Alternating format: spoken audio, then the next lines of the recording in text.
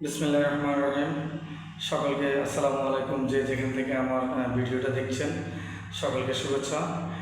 আমি আপনাদেরকে কিছুদিন আগে জানিয়েছিলাম ওভারডোজ নিয়ে আমি একটা ভিডিও দিব। আজকে সেটাই আপনাদের সামনে উত্থাপন করব। ওভারডোজটা কি সেটা আমাদেরকে আগে জানতে হবে।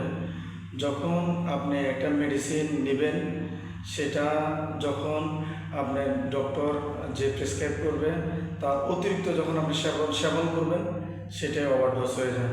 যেমন আপনাকে প্যারাসিটামল 500 গ্রাম ডক্টরের সাজেস্ট করেছে, আপনি সেটা যদি 500 মিলিগ্রামের জায়গায় যদি আপনি 2000 মিলিগ্রাম আপনি সেবন করেন, সেটা আপনার ক্ষেত্রে ওভারডোজেস হয়ে যাবে। এবং ধরেন আপনার প্রেশারের ওষুধ আপনি আজকে সেবন করছেন, হচ্ছে 22 গ্রামটা আপনি সেবন করছেন, এটা কোনো কারণে একটা জায়গায় 2টা বা 3টা যদি আপনি সেবন করে ফেলেন, সেটা ওভারডোজ হয়ে যাবে।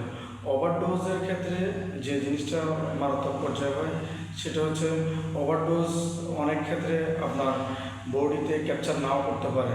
হ্যাঁ, ওভারডোজের ক্ষেত্রে আপনার অনেক ধরনের সাইড এফেক্ট শো করতে পারে।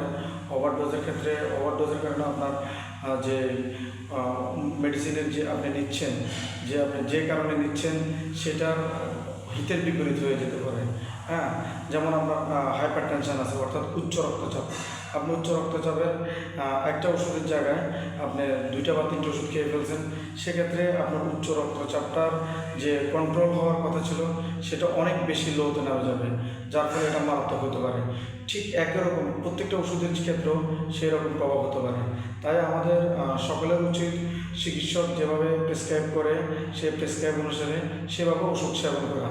আপনি যদি না বুঝেন, তাহলে চিকিৎসককে জানাবেন, বা আপনার নিকটবর্তী কোনো ফার্মেসিতে সেটা বোঝার জন্য যদি কেউ বুঝিয়ে দিতে পারে, সেভাবে বুঝিয়ে নেবেন।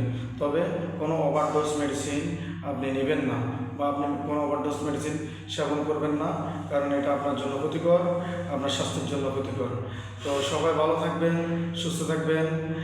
সামনে ইনশাআল্লাহ নতুন কোনো স্বাস্থ্য বিষয়ক ভিডিও নিয়ে হাজির হব। ধন্যবাদ। আসসালামু আলাইকুম রহমতুল্লাহ।